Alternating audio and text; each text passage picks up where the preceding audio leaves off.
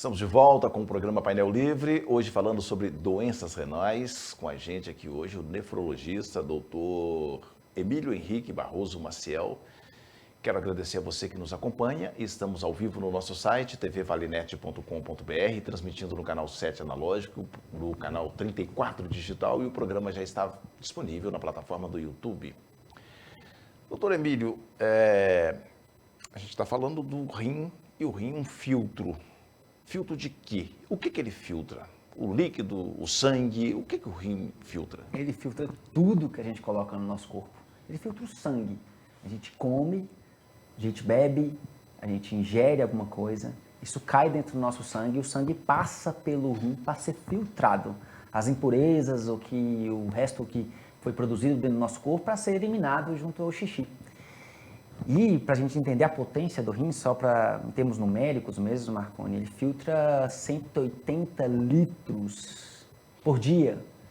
Podia ser feito de xixi. Só que a gente faz 2 litros. 178 é devolvido para o sangue, como parte boa para nosso sangue. Só que à medida que esse rim vai adoecendo, esse filtro vai ficando incapaz. Ele para de filtrar as coisas boas. Para de filtrar e joga fora as coisas ruins. E começa a sobrar dentro do nosso corpo. Aí vem nossos sintomas ruins. A perna incha, perde o apetite, faz anemia, dá dor de cabeça, dá desânimo e por aí vai. Já que a gente está falando de filtro, a gente tem aquele filtro de barro em casa. Sim. Aí ele vai filtrando a água, mas as impurezas ficam lá. De vez em quando a gente tira e lava. Isso.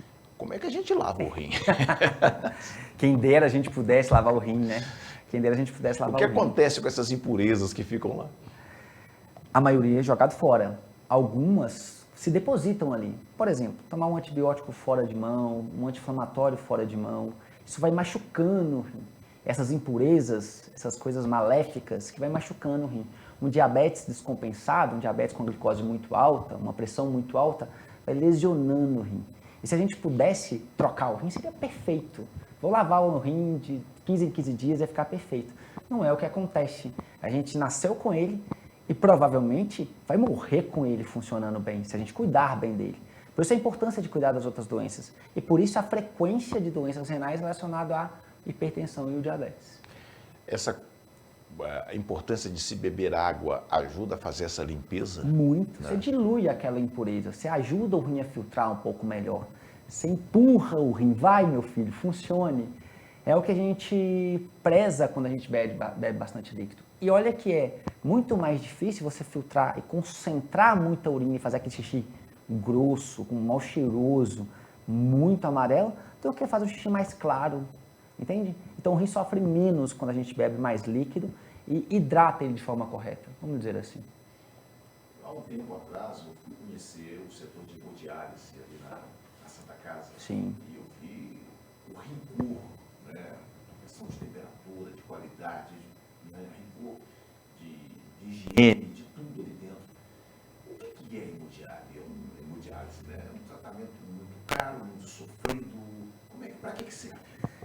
Nossa, essa pergunta ela é muito boa, porque vai me ajudar a desmistificar o que foi tratado a hemodiálise ao longo dos anos, né? A hemodiálise é uma alternativa de tratamento que a gente usa para o paciente que o rim não consegue filtrar o bastante para ele manter-se vivo. Você lembra que eu falei na pergunta anterior sobre a juntada impurezas dentro do sangue? E a hemodiálise pega essas impurezas, esse sangue que não está filtrando, passa durante uma máquina, filtra e devolve esse sangue para o paciente.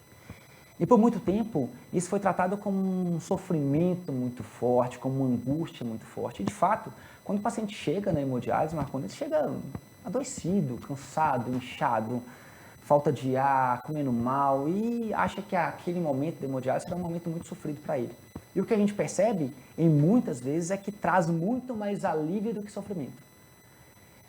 Eu digo o seguinte, um paciente em hemodiálise permitiu-se estar vivo, vai passar mais um Natal junto, mais um Réveillon junto, virou pai, virou mãe, virou avó, abraçou o filho.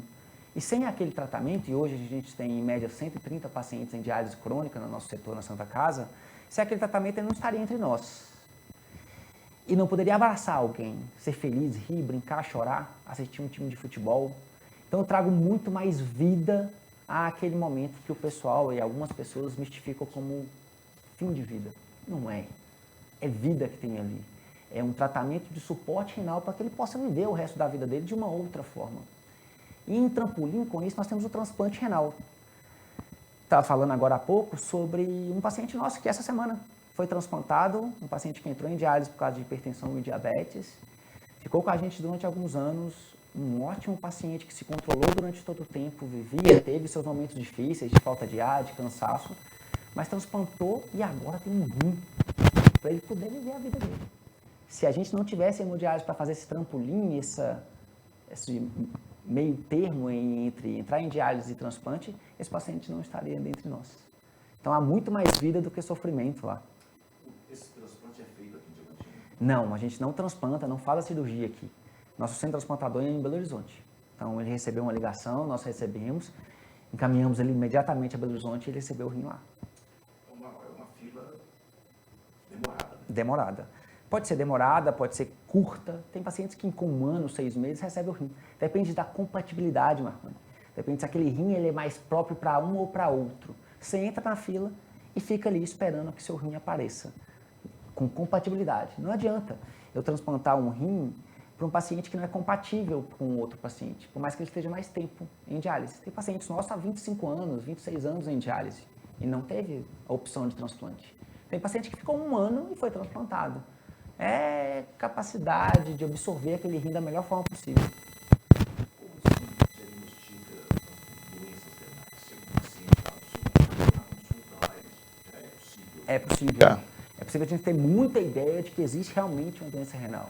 Através da anamnese, da escolha, da escutar bem a história clínica do paciente e através de poucos exames, assim, exames de sangue simples, exame de urina simples e talvez até um ultrassom.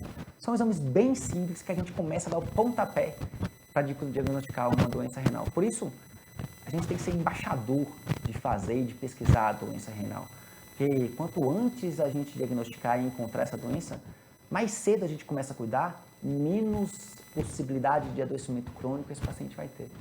Histórico familiar pode ser indício de algum problema? Muito, muito. Se você tem história familiar de pacientes que já entrou em diálise, ou que tem doenças renais, ou que já passou por algum tratamento renal em alguma parte da sua vida, principalmente familiares de primeiro grau, aí, pai, mãe, irmãos e tios, vamos dizer assim, é muito importante que você procure o nefrologista, e que acompanhe, e que esclareça, olha, tenho ou não tenho essa possibilidade?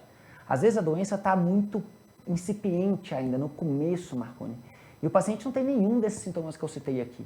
E às vezes um exame de urina, um exame de sangue simples começa a detectar e a gente consegue conduzir esse paciente melhor.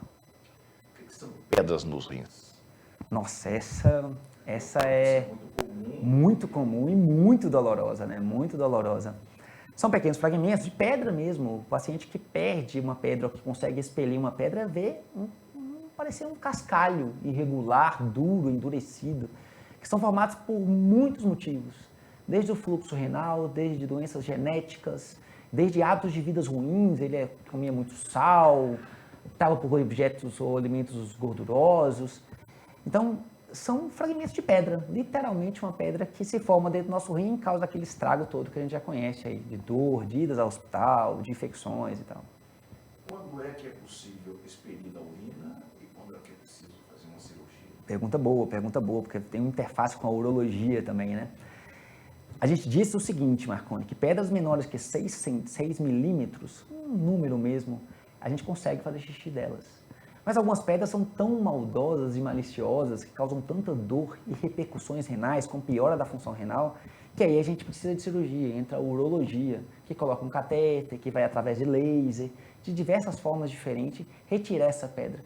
Então, não são todas as pedras que a gente precisa de operar. A maioria delas a gente consegue tratar com medicação, com boas condutas, com orientações com relação à alimentação e hábitos de vida. Esse paciente consegue conduzir bem as pedras e se ver livre delas, sabe? Porque a sua opção foi para nefrologia. Quando é que surgiu, né? Eu vim para Diamantina, Marconi, em 2013. Eu me formei em 2011, eu sou um diamantinense mesmo. Morei aqui na Consolação durante a minha vida toda, escolhi Colégio Tiradentes, Grupo Júlia e tal. E aí voltei para Diamantina depois da faculdade em 2013. E aí comecei a fazer faculdade, residência de clínica médica aqui na Santa Casa. Nessa ocasião, 2 nefrologistas amigos meus, o Dr. Frederico e o Dr. Vanessa, me convidaram a ser nefrologistas. E eu comprei essa ideia, já tinha na minha mente como uma possibilidade de ser nefrologia. Eu gosto muito de cuidar do rim. E aí surgiu a oportunidade, juntou a fome com a vontade de comer, vamos dizer assim, né? E eu me tornei nefrologista. Você está atendendo onde? Eu atendo atualmente na Santa Casa, na hemodiálise, né? Eu atendo na Clínica Saúde Fácil, né? A clínica popular aqui no Largo Dom João, e atendo na Centermed também. São os 3 focos de atendimento atualmente. Vou ao Cerro, Carbonita, mas normalmente são esses 3 lugares aqui em Diamantina.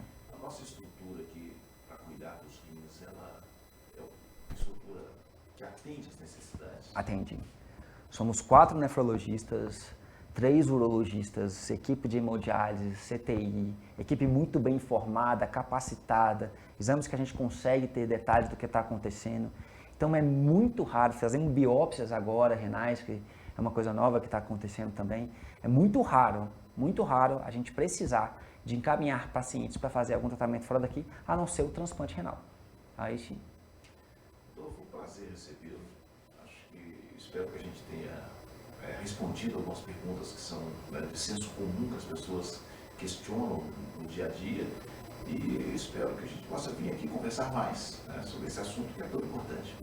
Muito obrigado, Marconi, muito obrigado pelo convite, e eu fico à inteira disposição. Basta me mandar um WhatsApp e eu estou aqui de volta.